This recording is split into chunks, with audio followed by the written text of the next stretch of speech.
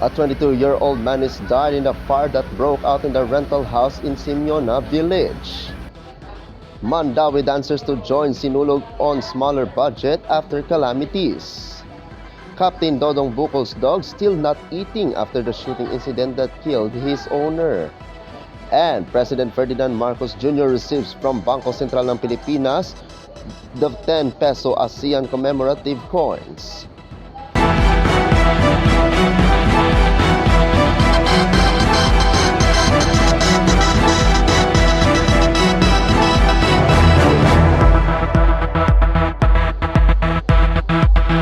Good evening, I'm Apolinario, 30 Dignadisi Valencia, and this is Philippine Headlines. A 22-year-old man is dead in a fire that broke out in a rental house in Simeona Village in Barangay Concepcion 1, the city of Marikina on Wednesday.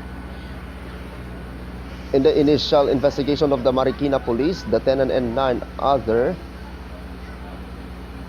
friends were sleeping on the second floor of the house when they heard a loud explosion.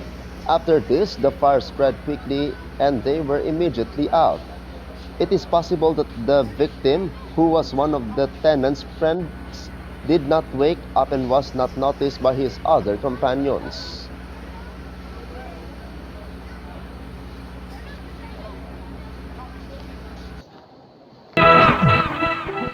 Mandawi City Mayor Tadeo Jovito Jonky Wano has confirmed that the city's dance troupe will participate in Sinulog 2026.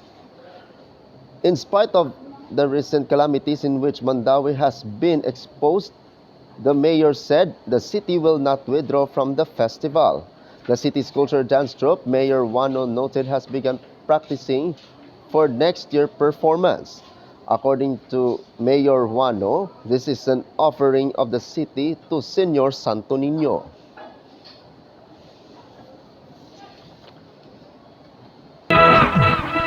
In Mindanao, Captain Dodong Bucol's dog still not eating after the shooting incident that killed his owner.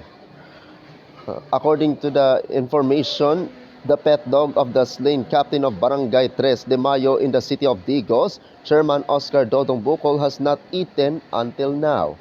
It was learned that he said Captain himself regularly feeds his dog, which the name Jimboy. It should be remembered that Captain Bucol was shot dead by an unknown suspect yesterday, November 25, while he was live on his Facebook inside his compound.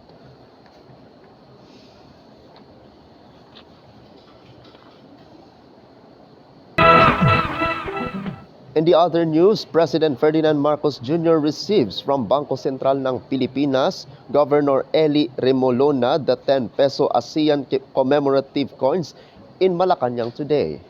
The 10 million of the 10 peso ASEAN coins made of nickel plated with the circulated as legal tender alongside the existing 10 peso coins from the BSP coins series. According to Bangko Sentral ng Pilipinas, the issuance of the 10 peso ASEAN coin aims to raise public awareness and foster greater interest in the country's role.